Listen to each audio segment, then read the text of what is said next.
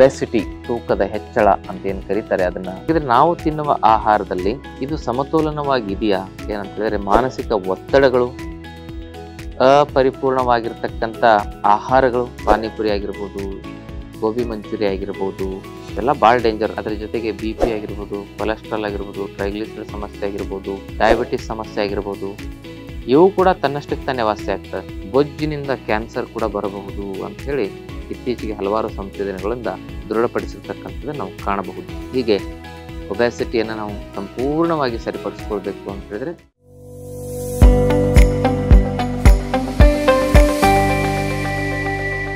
ಓಂ ಶ್ರೀ ಗುರು ಬಸವಲಿಂಗಾಯ ನಮಃ. ಓಂ ನಮಃ ಶಿವಾಯ. ಸರ್ವರಿಗೂ ಭಕ್ತಿಯ ಶರಣಾರ್ಥಿ. ನಾನು ನಿಮ್ಮ ಯೋಗ ಗುರು ವೈದ್ಯ ಶ್ರೀ ಚನ್ನಬಸವಣ್ಣ, ಶ್ರೀಗಂಗಾ ಯೋಗ ನಿಸರ್ಗ ಚಿಕಿತ್ಸಾ ಹಾಗೂ ಆಯುರ್ವೇದ ಸಂಶೋಧನಾ ಕೇಂದ್ರ, ಆರೋಗ್ಯ ಮಹಾಮನೆ, ಬೆಂಗಳೂರು, ಹುಬ್ಬಳ್ಳಿ, ಧಾರವಾಡ ಹತ್ತಿರ, ಮೂರ್ಕಟ್ಟೆ. ಆತ್ಮೀಯರೇ, ತಮ್ಮೆಲ್ಲರಿಗೂ ನಮ್ಮ ಯೂಟ್ಯೂಬ್ ಚಾನಲ್ಗೆ ಭಕ್ತಿಯ ಸ್ವಾಗತವನ್ನು ಕೋರ್ತಾ, ಇವತ್ತಿನ ಸಂಚಿಕೆಯಲ್ಲಿ ಬೊಜ್ಜು, ಒಬೆಸಿಟಿ, ತೂಕದ ಹೆಚ್ಚಳ ಅಂತ ಏನ್ ಕರೀತಾರೆ ಅದನ್ನ ಕಡಿಮೆ ಮಾಡಿಕೊಳ್ತಕ್ಕಂತ ಆಹಾರ ಪದ್ಧತಿಯನ್ನ ಕುರಿತಾಗಿ ಮಾಹಿತಿಗಳನ್ನು ನೋಡೋಣ. ಆಹಾರದಲ್ಲಿ ಸರ್ವ ರೋಗಕ್ಕೂ ಪರಿಹಾರ ಇದೆ. ಆಹಾರವೇ ಔಷಧಿ ಆಗಬೇಕು. ಅದನ್ನೇ ನಮ್ಮ ಚರಕ ಆಚಾರ್ಯರು ಆಹಾರ ಪರಮೌಷಧ ಅಂತ ಕರೀತಾರೆ. ಆಹಾರದ ನೀತಿ ನಿಯಮಗಳನ್ನು ಸರಿಯಾಗಿ ಅಳವಡಿಸ್ಕೊಂಡ್ರೆ ಬೊಜ್ಜು ಉತ್ಪತ್ತಿನೇ ಆಗೋದಿಲ್ಲ ಶರೀರದಲ್ಲಿ. ಅದಕ್ಕೆ ಸಮತೋಲನ ಆಹಾರ ಅಂತ ಹೇಳಿ ನಮ್ಮ ಆಯುರ್ವೇದ ಶಾಸ್ತ್ರದಲ್ಲಿ ಕರೆಯಲಾಗಿದೆ. ಹಾಗಿದ್ರೆ ಸಮತೋಲನ ಆಹಾರ ಅಂತ ಹೇಳಿದ್ರೆ ಏನು? ನಾವು ತಿನ್ನುವ ಆಹಾರದಲ್ಲಿ ಈಗ ಹೆಚ್ಚು ಕಾರ್ಬೋಹೈಡ್ರೇಟಿನ ಅಂಶ ಜಾಸ್ತಿ ಇದೆ. ಆದರೆ ನಮಗೆ ಬೇಕಾಗಿರ್ತಕ್ಕಂಥದ್ದು ಸಮತೋಲನ ಆಹಾರದಲ್ಲಿ carbohydrate, protein, vitamins, minerals, fibre, ಹೀಗೆ ಈ 5 ಪ್ರಮುಖ ಪೋಷಕ ಅಂಶಗಳು, ಸತ್ವಗಳು ನಮಗೆ ಬೇಕಾಗ್ತವೆ. ಹಾಗಿದ್ರೆ ನಾವು ತಿನ್ನುವ ಆಹಾರದಲ್ಲಿ ಇದು ಸಮತೋಲನವಾಗಿದೆಯಾ? ಖಂಡಿತವಾಗಿ ಇಲ್ಲ. ಯಾಕೆ ಒಬೆಸಿಟಿ ಜಾಸ್ತಿ ಆಗುತ್ತೆ ಅನ್ನೋದನ್ನ ನೋಡೋದಾದ್ರೆ, ಅಜೀರ್ಣ, ಮಲಬದ್ಧತೆ, ಅಗ್ನಿಮಾಂದ್ಯ ಹಾಗೂ ಹಾರ್ಮೋನುಗಳ ವ್ಯತ್ಯಾಸ, ಅದರ ಜೊತೆಗೆ ಏನಂತ ಹೇಳಿದ್ರೆ ಮಾನಸಿಕ ಒತ್ತಡಗಳು, ಅಪರಿಪೂರ್ಣವಾಗಿರ್ತಕ್ಕಂಥ ಆಹಾರಗಳು, ಪರಿಪೂರ್ಣ ಆಹಾರ ಇರೋದಿಲ್ಲ ಅವು. ಅಂದ್ರೆ ಈ ಜಂಕ್ ಫುಡ್ ಮತ್ತು ಫಾಸ್ಟ್ ಫುಡ್ಗಳನ್ನ ಅಪರಿಪೂರ್ಣ ಆಹಾರಗಳು ಅಂತ ಕರಿಬಹುದು. ಮತ್ತೆ ಅಶುದ್ಧ ಆಹಾರಗಳಂತ ಕೂಡ ಅವನ್ನ ಕರಿಬಹುದು. ಈ ಎಲ್ಲಾ ಕಾರಣಗಳಿಂದ ನಮ್ಮ ವೇಟ್ ಜಾಸ್ತಿ ಆಗಿರುತ್ತೆ. ನೋಡಿ, ಟೇಸ್ಟಿಂಗ್ ಪೌಡರ್ ಅದನ್ನ ಸೇವನೆ ಮಾಡೋದ್ರಿಂದ MSG, ಮೋನೋಸೋಡಿಯಂ ಗ್ಲೂಟಮೇಟ್ ಅಂತ ಫಾಸ್ಟ್ ಫುಡ್ಗಳಲ್ಲಿ ಅದೇ ಇರ್ತದೆ. ಅದರಿಂದ ನಮ್ಮ ಫ್ಯಾಟ್ ಮೆಟಬಲಿಸಮ್ ಸ್ಲೋ ಆಗುತ್ತೆ, ಲಿವರಿಗೆ ಬಹಳ ತೊಂದರೆ ಕೊಡುತ್ತೆ. ಫಾಸ್ಟ್ ಫುಡ್ ಅಲ್ಲಿ ಆಲ್ಮೋಸ್ಟ್ ಅಲ್ಲಿ ಮೈದಾ ಇರುತ್ತೆ, ಸಕ್ಕರೆ ಇರುತ್ತೆ, ಡಾಲ್ಡಾ ಇರುತ್ತೆ, ರಿಫೈನ್ಡ್ ಎಣ್ಣೆ ಇರುತ್ತೆ, ಪ್ರಿಸರ್ವೇಟಿವ್ ಇರ್ತವೆ, ಟೇಸ್ಟಿಂಗ್ ಆಡೆಡ್ ಫ್ಲೇವರ್ಸ್ಗಳಿರ್ತವೆ. ಇವೆಲ್ಲವುಗಳು ನೀವು ಗೂಗಲ್ನಲ್ಲಿ ಸರ್ಚ್ ಮಾಡಿದ್ರೆ ಹೆಚ್ಚು ನಮ್ಮ ಫ್ಯಾಟ್ ಮೆಟಬಲಿಸಮ್ ಅನ್ನ ಹಾಳು ಮಾಡತಕ್ಕಂಥ ಪದಾರ್ಥಗಳಿವೆಲ್ಲ. ನಾವು ತಿನ್ನೋ ಫಾಸ್ಟ್ ಫುಡ್, ಜಂಕ್ ಫುಡ್ಗಳಲ್ಲಿ ಇದನ್ನ ಬಿಟ್ಟು ಬೇರೆ ಯಾವುದನ್ನು ಬಳಸಲಿಕ್ಕೆ ಸಾಧ್ಯ ಇಲ್ಲ. ಅಲ್ಲಿ ಸಿರಿಧಾನ್ಯಗಳನ್ನು ಬಳಸ್ತಾರ ಫಾಸ್ಟ್ ಫುಡ್, ಜಂಕ್ ಫುಡ್ಗಳಲ್ಲಿ ಸೊಪ್ಪು ತರಕಾರಿಗಳನ್ನ ಯಥೇಚ್ಛವಾಗಿ ಬಳಸ್ತಾರ. ಒರಿಜಿನಲ್ ಬೆಣ್ಣೆ, ತುಪ್ಪ, ಹಾಲು, ಮೊಸರು, ಇವನ್ನೆಲ್ಲ ಬಳಸ್ತಾರ. ಇದರಲ್ಲಿ ಏನಿದೆ, ಒಳ್ಳೆಯ ಕೊಬ್ಬಿನ ಅಂಶ ಇದೆ. ಅದನ್ನ HDL ಅಂತ ಕರೀತಾರೆ, ಹೈ ಡೆನ್ಸಿಟಿ ಲಿಪೋಪ್ರೋಟೀನ್ ಅಂತ ಹೇಳಿ. ನಾವು ತಿಂತಕ್ಕಂಥ ಜಂಕ್ ಫುಡ್, ಫಾಸ್ಟ್ ಫುಡ್ಗಳಲ್ಲಿ low density lipoprotein, very low density lipoprotein, triglyceride ಮತ್ತು ಒಬೆಸಿಟಿನ ಹೆಚ್ಚಿಗೆ ಮಾಡ್ತಕ್ಕಂಥ ಎಲ್ಲ ಆ ಒಂದು ಕೆಟ್ಟ ಕೊಬ್ಬಿನ ಅಂಶಗಳು ಅದರಲ್ಲಿ ಇದಾವೆ. ಅದಕ್ಕೆ ಆಹಾರ ಸರಿಯಾದ ಕ್ರಮದಲ್ಲಿರಬೇಕು. ಮನೆಯಲ್ಲೇ ತಯಾರಿಸಿರ್ತಕ್ಕಂಥ ಸ್ನ್ಯಾಕ್ಸ್ ಅನ್ನು ತಿನ್ನಬಹುದೇ ಹೊರತು ಆ ಸ್ನ್ಯಾಕ್ಸಿನ ಬಾಯಿ ರುಚಿಗೋಸ್ಕರ ನೀವು ಹೊರಗಡೆ ತಿಂತಕ್ಕಂಥ ಯಾವುದೇ ಫಾಸ್ಟ್ ಫುಡ್ಗಳಲ್ಲಿ ನಿಮ್ಮ ಒಬೆಸಿಟಿ ಇನ್ನೂ ಹೆಚ್ಚಾಗ್ತಾ ಹೋಗ್ತದೆ ಹೊರತು ಕಡಿಮೆ ಆಗೋದಿಲ್ಲ. ಈ ಕಾರಣಗಳನ್ನು ಸ್ಪಷ್ಟವಾಗಿ ತಿಳ್ಕೋಬೇಕು. ಪಾನಿಪುರಿ ಆಗಿರ್ಬೋದು, ಗೋಬಿ ಮಂಚೂರಿ ಆಗಿರ್ಬೋದು, ಇವೆಲ್ಲ ಭಾಳ ಡೇಂಜರ್. ಅಲ್ಲಿ ಏನಂದ್ರೆ ಒಂದು ಬಾರಿ ಉಪಯೋಗ ಮಾಡಿರ್ತಕ್ಕಂಥ ಎಣ್ಣೆನೆ ಪದೇ ಪದೇ ಪದೇ ಬಿಸಿ ಮಾಡ್ತಾ ಇರ್ತಾರೆ. ಅದರಿಂದ ಏನಾಗುತ್ತೆ, ಅದರಲ್ಲಿ ಕ್ಯಾನ್ಸರ್ ಅಂಶಗಳು ಉತ್ಪತ್ತಿ ಆಗ್ತವೆ. ಕ್ಯಾನ್ಸರ್ ಕಾರಕ ಜೀವಕೋಶಗಳಿಗೆ ಅದು ಮೂಲ ಕಾರಣ ಆಗ್ತದೆ. ಅದಕ್ಕಾಗಿ ಯಾವತ್ತೂ ಹೊರಗಡೆ ಕರೆದಿರೋ ಪದಾರ್ಥಗಳನ್ನು ಮಾತ್ರ ನಾವು ತಿನ್ಲಿಕ್ಕೆ ಹೋಗ್ಬಾರ್ದು, ಬಹಳ ಡೇಂಜರ್ ಅದು. ಅದಾದ್ಮೇಲೆ ಈಗ ಎಲ್ಲ ಕಾರಣಗಳನ್ನು ತಿಳ್ಕೊಂಡ್ವಲ್ಲ, ಇನ್ನು ಅದಕ್ಕೆ ಪರಿಹಾರ ಅಂದ್ರೆ ಏನ್ ನಾವು ತಪ್ಪು ಮಾಡ್ತಿದೀವಲ್ಲ ಆ ತಪ್ಪುಗಳನ್ನ ಬಿಡೋದು ಅದಕ್ಕೆ ಪರಿಪೂರ್ಣ ಪರಿಹಾರ. ಅದ್ರ ಜೊತೆಗೆ ಕೆಲವೊಂದಿಷ್ಟು ಆಹಾರ ಪದ್ಧತಿಯನ್ನ ನಾನು ನಿಮ್ಗೆ ತಿಳಿಸ್ಕೊಡ್ತೇನೆ. ಅದು ಹೇಗಿರ್ಬೇಕಂದ್ರೆ 75 ಭಾಗ ಏನಿರ್ಬೇಕು, ಆಹಾರದಲ್ಲಿ ಸೊಪ್ಪು ತರಕಾರಿಗಳಿರ್ಬೇಕು. 25 ಭಾಗ ಕಾರ್ಬೋಹೈಡ್ರೇಟ್ನ ಅಂಶದ ಆ ಒಂದು ಅನ್ನ ಆಗಿರ್ಬೋದು, ಆಮೇಲೆ ಮುದ್ದೆ ಆಗಿರ್ಬೋದು, ಮುದ್ದೆ ತಿನ್ನೋರು ಮುದ್ದೆ ತಿಂತಾರೆ, ಅನ್ನ ತಿನ್ನೋರು ಅನ್ನ ತಿಂತಾರೆ ಜಾಸ್ತಿ, ರೊಟ್ಟಿ ತಿನ್ನೋರು ರೊಟ್ಟಿ ತಿಂತಾರೆ.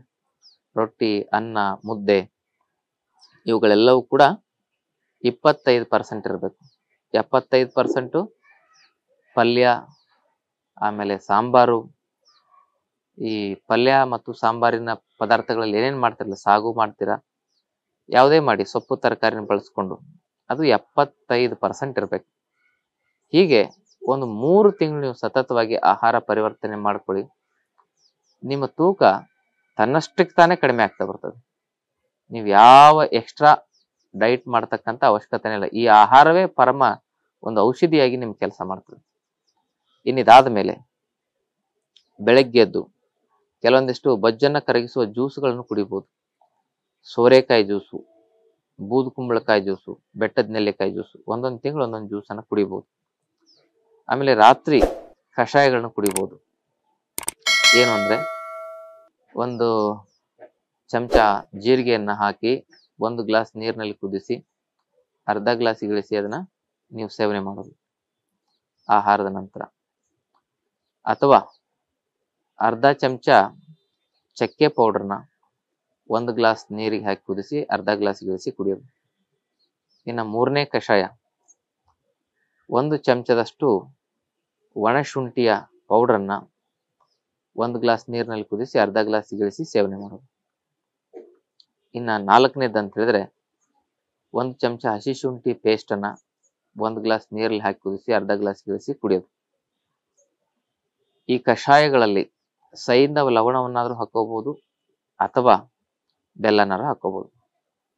ಬೆಲ್ಲ ಆದ್ರೆ ಅರ್ಧ ಚಮಚ, ಮ್ಯಾಕ್ಸಿಮಮ್ 1 ಚಮಚ ಒರಿಜಿನಲ್ ಇದ್ರೆ ಮಾತ್ರ. ಇಲ್ಲಾಂದ್ರೆ ಬೆಲ್ಲ ಹಾಕೊಳ್ಳದೆ ಸೈಂಧವ ಲವಣ ಸಿಕ್ಕೇ ಸಿಗುತ್ತೆ, ಅದು ಒರಿಜಿನಲ್ ಸಿಗುತ್ತೆ. ಅದನ್ನೊಂದು ಅರ್ಧ ಚಮಚ ಹಾಕಿದ್ರೆ ಸಾಕು. ಸೈಂಧವ ಲವಣ ದೀಪನ ಪಾಚನವಾಗಿ ಕೆಲಸ ಮಾಡೋದಷ್ಟೇ ಅಲ್ಲದೆ ಫ್ಯಾಟ್ ಮೆಟಬಲಿಸಮ್ ಅನ್ನು ಕೂಡ ಕ್ರಿಯಾಶೀಲಗೊಳಿಸುತ್ತೆ. ಅದಕ್ಕೆ ಕಷಾಯಗಳಿಗೆ ಸೈಂಧವ ಲವಣವನ್ನು ನೀವು ಬೆರೆಸ್ಬೋದು. ಅದಲ್ಲದೆ 1 ನಿಂಬೆಹಣ್ಣನ್ನ 1 ಗ್ಲಾಸ್ ನೀರಿನಲ್ಲಿ, 1 ನಿಂಬೆಹಣ್ಣಿನ ರಸವನ್ನ 1 ಗ್ಲಾಸ್ ನೀರಲ್ಲಿ ಹಾಕಿ ಕುದಿಸಿ ಅದನ್ನ ಅರ್ಧ ಗ್ಲಾಸ್ ಇಳಿಸಿ ಅದರಲ್ಲಿ ಪುನಃ ಅರ್ಧ ಚಮಚ ಸೈಂಧವ ಲವಣವನ್ನು ಹಾಕೊಂಡು ಕುಡಿದ್ರು ವೇಟು ಬೇಗ ಲಾಸ್ ಆಗುತ್ತೆ. ಇನ್ನ 1 ಚಮಚ ಸೋಂಪು ಕಾಳು, ಅದರಲ್ಲಿ 2 ರಿಂದ 3 ಚಿಟಿಕೆ ಕಾಳುಮೆಣಸಿನ ಪುಡಿ, ಅದನ್ನು ಕೂಡ 1 ಗ್ಲಾಸ್ ನೀರಿನಲ್ಲಿ ಕುದಿಸಿ ಅರ್ಧ ಗ್ಲಾಸ್ ಇಳಿಸಿ ಸೇವನೆ ಮಾಡೋದ್ರಿಂದನೂ ವೇಟ್ ಬೇಗ ಕಡಿಮೆ ಆಗ್ತದೆ. ಇವಿಷ್ಟೆಲ್ಲ ಕಷಾಯಗಳನ್ನ ಒಂದೊಂದು ವಾರ ಒಂದೊಂದು ಕಷಾಯಗಳನ್ನ ಕುಡೀರಿ. ಬೆಳಗ್ಗೆ ಜ್ಯೂಸ್ಗಳು, ರಾತ್ರಿ ಕಷಾಯ, ಆಹಾರದಲ್ಲಿ 75 ಭಾಗ ತರಕಾರಿ ಸೊಪ್ಪು, 25 ಭಾಗ ರೊಟ್ಟಿ, ಅನ್ನ ಮತ್ತು ಮುದ್ದೆ ಸೇವನೆ ಮಾಡೋದು. ವಾರಕ್ಕೊಮ್ಮೆ ನೀವೇನ್ ಮಾಡ್ಬೇಕು ಅಂದ್ರೆ ಉಪವಾಸ ಮಾಡ್ಬೇಕು. ಅವತ್ತಿನ ದಿನ ಹಣ್ಣು, ತರಕಾರಿ, ಸೊಪ್ಪು ಇವುಗಳನ್ನೇ ಸೇವನೆ ಮಾಡೋದು. ಹಣ್ಣುಗಳನ್ನ ಹಾಗೆ ತಿನ್ಬೋದು, ಜ್ಯೂಸ್ ರೂಪದಲ್ಲಿ ಸೇವನೆ ಮಾಡ್ಬೋದು. ಆದರೆ ಜ್ಯೂಸ್ಗೆ ಸಕ್ಕರೆ ಮತ್ತು ಐಸ್ ಹಾಕಂಗಿಲ್ಲ. ಮಿಲ್ಕ್ ಶೇಕ್ ಕೂಡ ಜ್ಯೂಸ್ ಮಾಡಬಾರ್ದು, ಹಣ್ಣು ಮತ್ತು ಹಾಲು ವಿರುದ್ಧ ಪದಾರ್ಥ.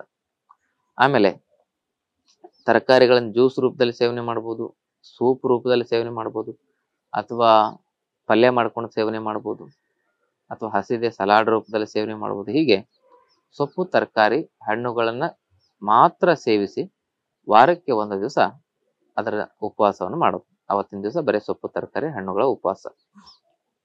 ಹೀಗೆ ವಾರಕ್ಕೊಂದು ಉಪವಾಸ, ಆಹಾರದಲ್ಲಿ ಇಷ್ಟು ಸಮತೋಲನ ಕಾಯ್ದುಕೊಂಡ್ರೆ ನೀವು ನೋಡಿ, ನೀವು ಯಾವ ಔಷಧಿಗಳನ್ನ ತೆಗೆದುಕೊಳ್ಳದೆ ನಿಮ್ಮ ತೂಕ ಕಮ್ಮಿ ಆಗುತ್ತೆ. ಅದ್ರ ಜೊತೆಗೆ BP ಆಗಿರ್ಬೋದು, ಕೊಲೆಸ್ಟ್ರಾಲ್ ಆಗಿರ್ಬೋದು, ಟ್ರೈಗ್ಲಿಸರೈಡ್ ಸಮಸ್ಯೆ ಆಗಿರ್ಬೋದು, ಆಮೇಲೆ ಡಯಾಬಿಟಿಸ್ ಸಮಸ್ಯೆ ಆಗಿರ್ಬೋದು, ಇವು ಕೂಡ ತನ್ನಷ್ಟಕ್ಕೆ ತಾನೇ ವಾಸಿ ಆಗ್ತದೆ. ಥೈರಾಯ್ಡು, ಏನೇ ಒಂದು ಆರೋಗ್ಯದ ಅಸಮತೋಲನ ಇದ್ರೂ ಕೂಡ ಆಹಾರದ ಕ್ರಮ ಸರಿಪಡಿಸ್ಕೊಂಡಾಗ ತನ್ನಷ್ಟಕ್ಕೆ ತಾನೇ ಆ ಕಾಯಿಲೆಗಳು ರಿವರ್ಸ್ ಆಗ್ತಾ ಬರ್ತವೆ. ಆತ್ಮೀಯರ ಜೊತೆಗೆ ಕಪಾಲಭಾತಿ ಪ್ರಾಣಾಯಾಮ, ಅನುಲೋಮ ವಿಲೋಮ ಪ್ರಾಣಾಯಾಮ, ಭ್ರಾಮರಿ ಪ್ರಾಣಾಯಾಮ ಅಂತ ಬರುತ್ತೆ.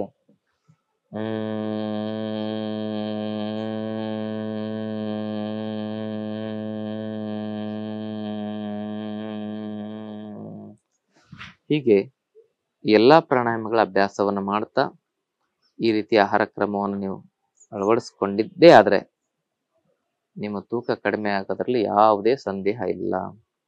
ಒಬೆಸಿಟಿಯಿಂದ ಹಲವಾರು ರೋಗಗಳು, BP, ಶುಗರು, ಕೊಲೆಸ್ಟ್ರಾಲು, ಲಿವರಿನ ಸಮಸ್ಯೆಗಳು, ಕಿಡ್ನಿ ಸಮಸ್ಯೆಗಳು, ಆಮೇಲೆ ನರ ದೌರ್ಬಲ್ಯತೆಗಳು, ನಪುಂಸಕತ್ವದ ಸಮಸ್ಯೆ, ಬಂಜಿತನದ ಸಮಸ್ಯೆಗಳು, ಜೊತೆಗೆ obesity also cos of cancer ಅಂತಾನು ಕೂಡ ಇತ್ತೀಚಿನ ಸಂಶೋಧನೆಗಳು ತಿಳಿಸ್ತವೆ. ಅಂದ್ರೆ ಬೊಜ್ಜಿನಿಂದ ಕ್ಯಾನ್ಸರ್ ಕೂಡ ಬರಬಹುದು ಅಂತ ಹೇಳಿ ಇತ್ತೀಚೆಗೆ ಹಲವಾರು ಸಂಶೋಧನೆಗಳಿಂದ, ಹಲವಾರು ರಿಸರ್ಚ್ ಪೇಪರ್ಗಳಿಂದ ದೃಢಪಡಿಸಿರ್ತಕ್ಕಂಥದ್ದು ನಾವು ಕಾಣಬಹುದು.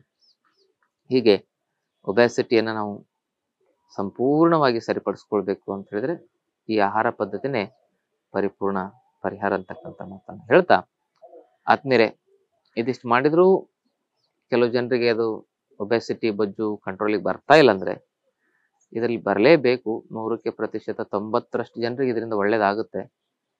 ಇದರಿಂದ ಕೆಲವು ಜನರಿಗೆ ಉಪಯೋಗ ಆಗ್ತಾ ಇಲ್ಲ ಅಂದ್ರೆ ಅಂಥವರಲ್ಲಿ ದೋಷಗಳ ವಿಕಾರ ತುಂಬಾ ವಿಪರೀತ ಮಿತಿ ಮೀರುತ್ತೆ. ಆ ಒಂದು ದೋಷ ವಿಕಾರಗಳನ್ನ ನಾವು ಸಹಜ ಸ್ಥಿತಿಗೆ ತರಬೇಕಂದ್ರೆ ಕೆಲವೊಂದಿಷ್ಟು ಆಯುರ್ವೇದಿಕ್ ಚಿಕಿತ್ಸೆಗಳನ್ನು ತೆಗೆದುಕೊಳ್ಬೇಕಾಗ್ತದೆ.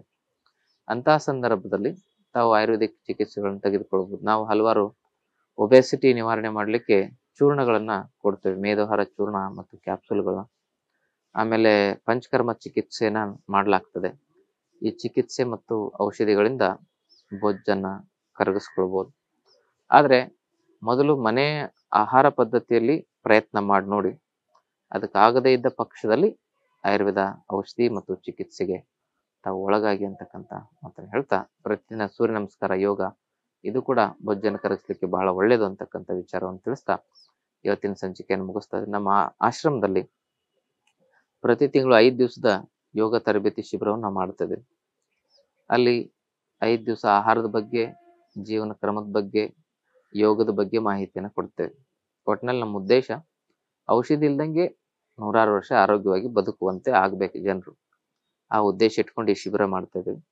ತಮಗೆ ಆಸಕ್ತಿ ಇದ್ರೆ ಔಷಧಿ ಇಲ್ದಂಗೆ ಚೆನ್ನಾಗಿರ್ಬೇಕು ಅನ್ನೋರು, ಈಗಾಗಲೇ ಔಷಧಿ ತೆಗೆದುಕೊಳ್ಳೋರಾಗಿರ್ಬೋದು, ಔಷಧಿ ತೆಗೆದುಕೊಳ್ಳಬಾರದು ಆಗಿರ್ಬೋದು, ಅವರು ಆ ಶಿಬಿರಕ್ಕೆ ಭಾಗವಹಿಸ್ಬೋದು ಅಂತಕ್ಕಂಥ ಮಾತನ್ನು ಹೇಳ್ತಾ, ನಾವೇ ಆ ಶಿಬಿರದಲ್ಲಿ 5 ದಿವಸ ಇರ್ತೇವೆ ಅಂತಕ್ಕಂಥ ಸೂಚನೆಯನ್ನು ತಿಳಿಸ್ತಾ ಇವತ್ತಿನ ಸಂಚಿಕೆಯನ್ನು ಮುಗಿಸ್ತೇವೆ.